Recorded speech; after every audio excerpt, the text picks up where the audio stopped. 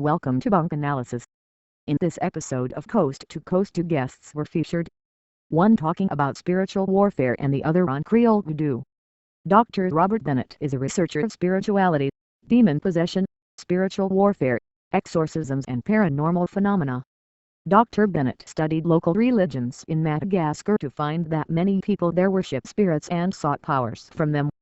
Now that Christianity is becoming popular there, many of these people find that these spirits are demons and receive an exorcism. In the United States, our spiritual warfare consists of oppression in which demons harass and mislead people rather than completely possess them. According to Dr. Bennett, the devil convinces us he has authority over us.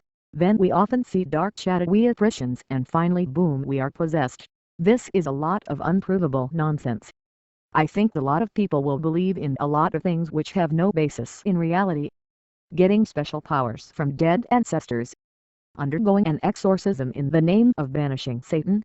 In the end, it's all about getting those neurotransmitters to release in the brain. We are sort of programmed to seek good feelings and avoid bad ones because these good feelings release good chemicals and the bad feelings release harmful chemicals, more or less. A lot of people believe a lot of things about themselves.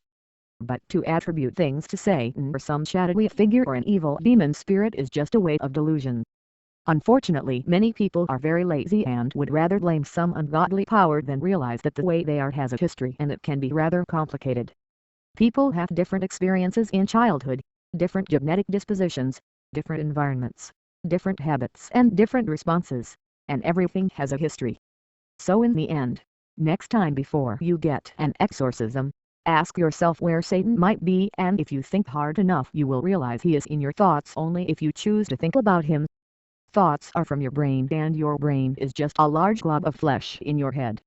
Moving on, in the second half of the program we get to hear from author and spiritual advisor Denise Alvarado, who talks about spells and voodoo among the Creole people. Apparently voodoo is a delusion, religion brought over from Africa, and the rituals are mostly performed to heal people. Sounds like a great placebo effect if you ask me.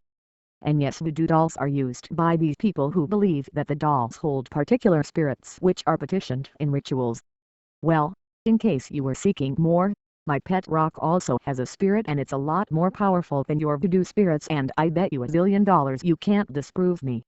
There are certainly many odd professions out there, but to get people to pay you for voodoo quackery so that you can help them find the relationship of their dreams or receive their ancestors' blessings is plainly a scam. In case you were wondering, Miss Alvarado, I have sat with my pet rock for a very long time and eventually after a while I was able to feel very confident and good about it. It must be a very powerful rock.